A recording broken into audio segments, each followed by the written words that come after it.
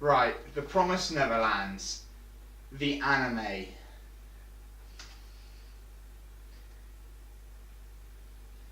Episode 1. I'm blown away. But without further ado, let's crack down to my thoughts and discussions about the differences between the anime and the manga within episode 1, and we'll crack down to it. So without further ado, hit the intro. I haven't done something like this in a long time.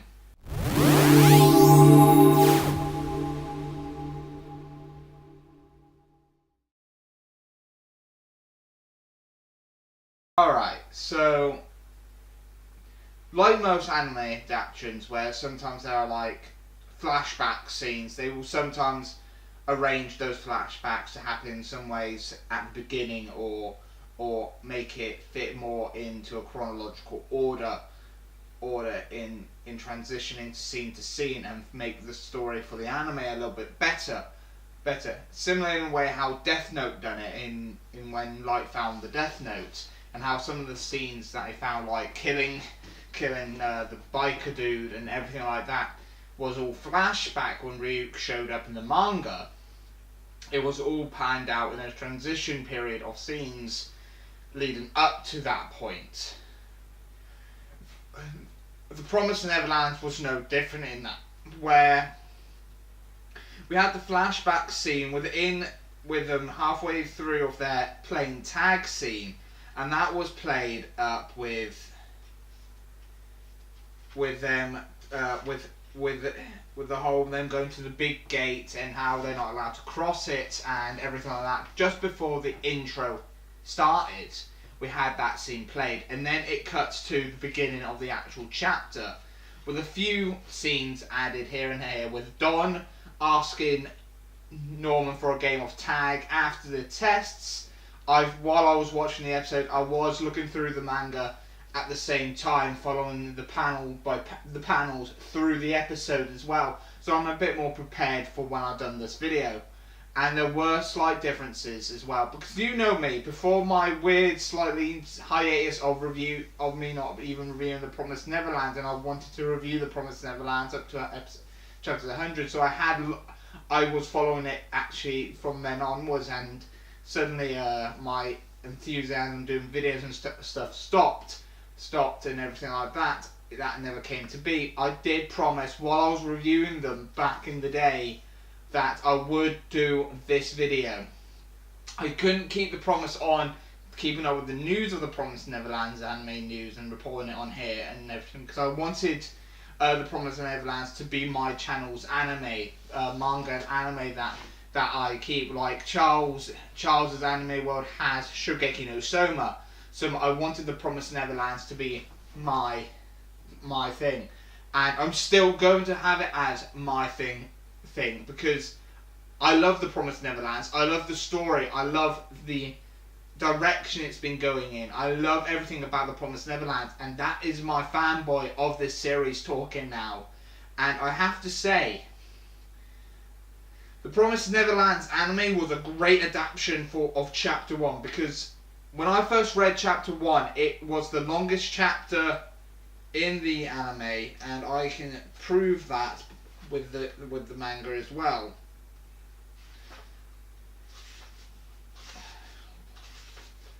Well, because we literally ended exactly on these last 2 pages of the manga. So at first I thought, are they going to adapt chapter 1 and then some of chapter 2 within the anime, or have they managed? But then I remembered how long chapter 1 is with minus a few pages. That is the first full chapter. Pretty much. This is the first full chapter right here that I'm holding up. It's the first full chapter of The Promised Neverland. So that in itself was a full episode's worth. And I have to say, they adapted it nicely. There were some changes here and there within the anime. There were some added bits of scenes. I think there was some scenes with Ray added. Definitely that Dawn scene. Like I said, I went through the manga while I was watching episode 1 of the Promised Neverland, and it literally felt scene for scene. Some scenes were added because when I was watching it, I saw an episode with the scene with Connie getting fed by mother. It literally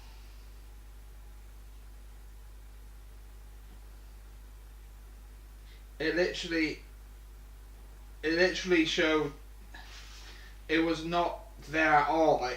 It's like they skimmed over these scenes and everything like that. But there was a scene where Connor was getting fed by mom, and literally it's been so long since I reviewed the chapter. I can't even remember the name of her mother's name, because I could have really used that right now.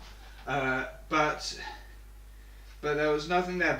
But all the emphasis on like their tattooed numbers, their farm good numbers, as we all know, their farm good numbers are all like highlighted really well in the anime. Instead of having them rewritten in like panels, they like actually had like focus scenes of those printed details of them on the sides.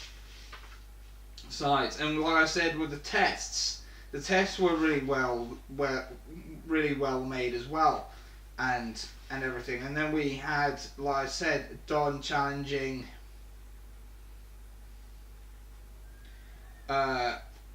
Norman to the game of tag. After the test, once the scores were announced, Don announced that he wants play a game with Norman because of Emma, Ray and Norman being the best scorers again and everything. That was not in the manga, because like I said, it goes straight into them playing tag and everything after the announcement, and they're just all playing. The scenes of tag were slightly different as well.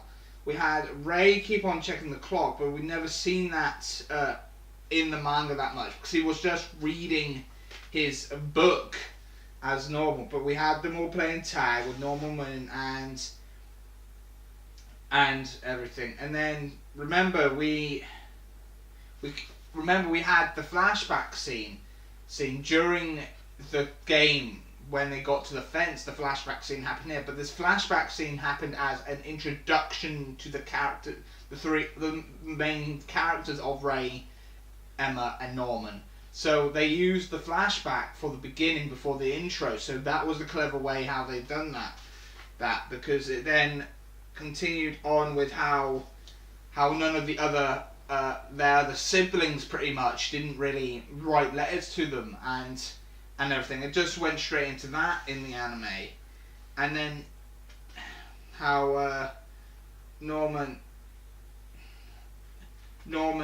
caught Corey, but there was some slight differences with the game of tag as well. How I think Norman tricked Emma by tripping so he can catch Emma. Tricked Emma by tripping and everything like that. Like I said, I kept on looking through the manga, and some scenes have been added just to like pan out the episode. So it was definitely scenes have been added that I have actually accepted, because to fill out the episode a little bit longer and to extend the story out a little bit more as well, with some explanations as well, like when the sudden. Because in the manga it went straight into them after the test. Oh yeah, they finished the test, they're going out to play a game of tag or something outside on the field. Great. Alright. I accepted that in the manga, but there was...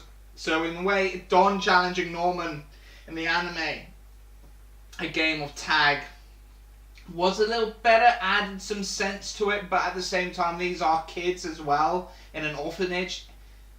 I will quotation mark that, orphanage and everything, and it literally did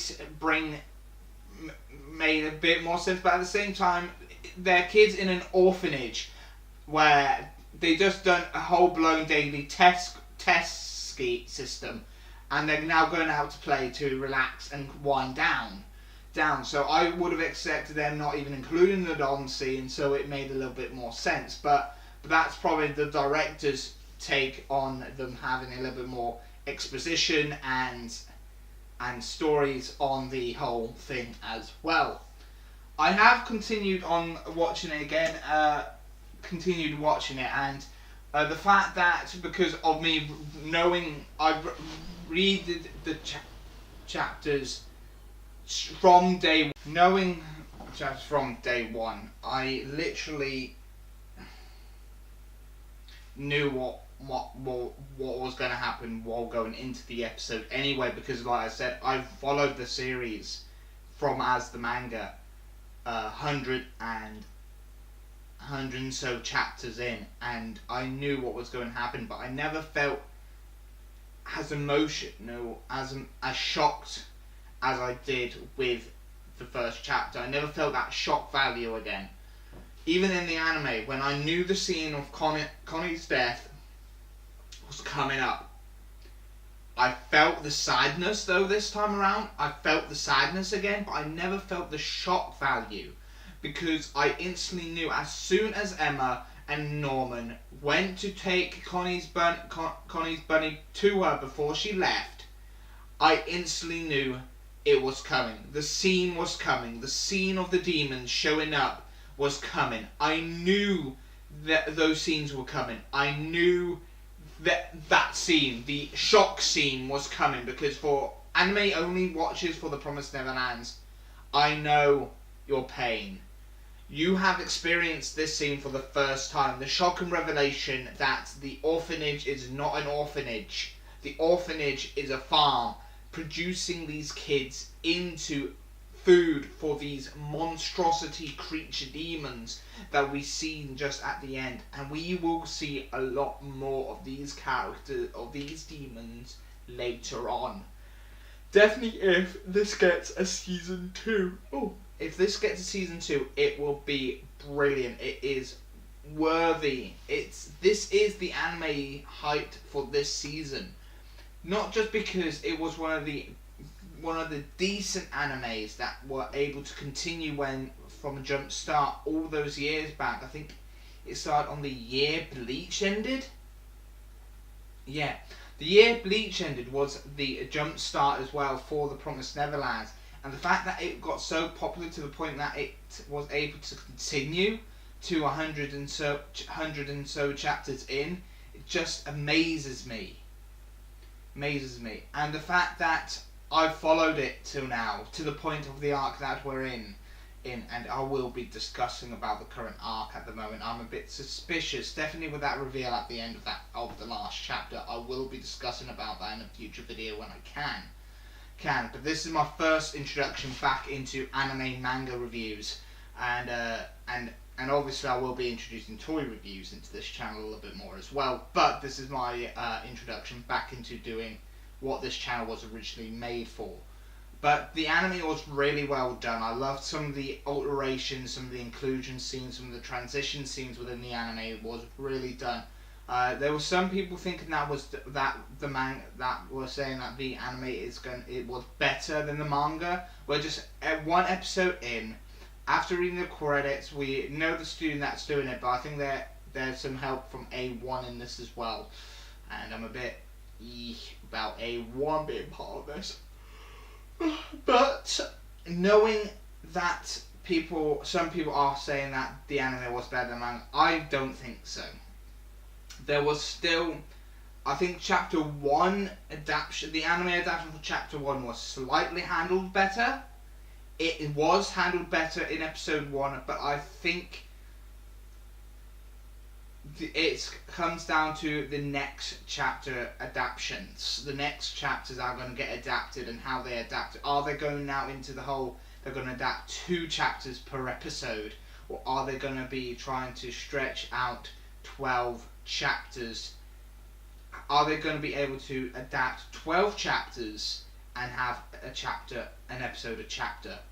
Because I think it's possible they can do 12 episodes, because I think it is 12 episodes long the first arc, or really before it even gets to the first arc. The whole first 12 chapters I think was the introduction arc, if I remember correctly, by bringing in, it was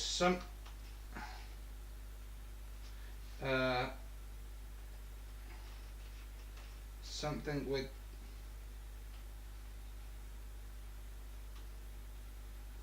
is something... I know during the weekly reads there was mention of the first major arc actually beginning, but obviously I don't think the volume collection will actually mention the actual first proper arc.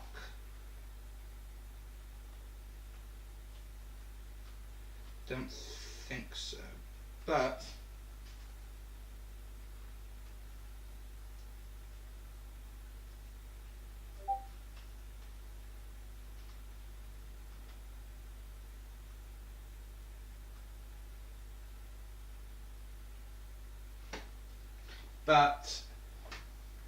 I know the first major arc is the escape plan arc, to escape out from the orphanage, to get into the wild, into the world, outside world, into the world of the demons. I know that is the first major arc, and I think all the chapters before that arc begins was build-up, is the build-up arc, is the beginning arc. But you could also say, because I think it was chapter 6 that's announced that the first proper arc has begun, or something like that.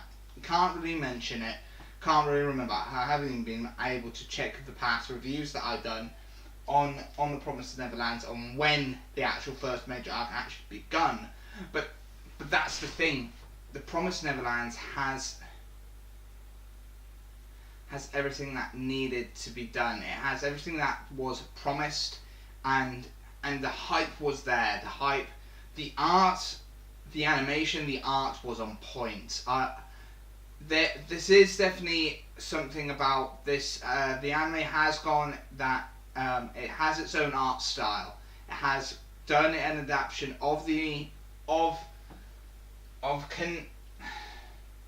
Pazuka Demitsu's art and Sensei's art, and they adapted that really, really well into anime form. And yes, it's a bit more simplified, obviously, to make it easier to animate, because there's some really detailed elements in the manga that will be hard to animate. And that's what I've learned. Sorry for the yawn. That's what I've learned when it came to with the Killing Joke adaptation, and we don't talk really about that adaptation, but they talked about how they had to simplify the art style so they could so it was easier to animate for them. That's normally the case for animation. If some of the panels or details are so detailed, they have to simplify it so it becomes very easier to animate. Demon designs were really well done as well, showing off everything that needed to be shown off, showing that they are full on appropriate, and everything, the details there were great. Just overall, episode 1 was a phenomenal adaptation, a faithful adaptation as much as possible. I think for anybody that's wanting to follow the series and wanna jump onto the manga already just after watching episode 1, they can do, because episode 1 adapted chapter 1 very well, very faithfully. So if you guys want to read the from chapter 2, you can do, because chapter 1 adaptation to episode 1 was faithfully made with slight alterations, but it was faithfully done to the greatest of possibilities. That it looked great on screen, the voice acting was great, the score was great, the opening and ending was great as well, and everything. But episode 1 of the Promised Neverland, I think, was a great faithful adaptation to chapter 1 to the manga as best of its possibilities, and I cannot wait for episode 2, and hopefully by episode 2 I will be following it religiously and reviewing it for you guys. So hopefully you guys keep on following me on this journey of the 12 episodes of the Promised Neverland anime, where I'm going to be comparing it to the chapters that it has adapted, and how faithful it has adapted them, and what's been changed, and what they've done to alter stuff to make it a bit more understanding within the anime adaptation as much as possible. But other than that, I've been your host, Kai from Kai's Take Corner. This has been my discussion, thoughts, review on episode 1 of the Promised Neverland anime, and my comparison to the chapter 1 of the manga as well. And I'll see you next time. Bye bye for now. And don't forget to support the and don't forget to support the official release of the manga by purchasing the volumes or reading it via the Shonen Jump manga app, now that the new chapters are released for free to read on their app. So don't forget to always support the official release. But I'll see you next time for another video. Bye bye for now. See ya.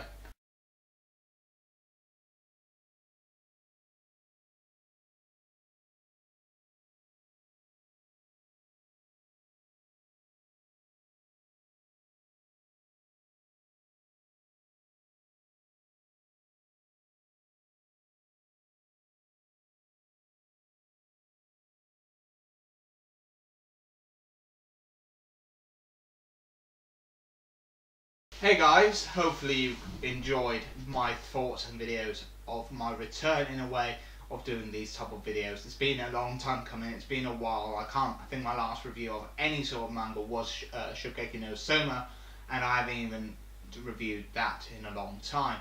But don't forget to hit that subscribe button, that will be appearing on the screen or on the end title card that you will see here while I transition to the corner of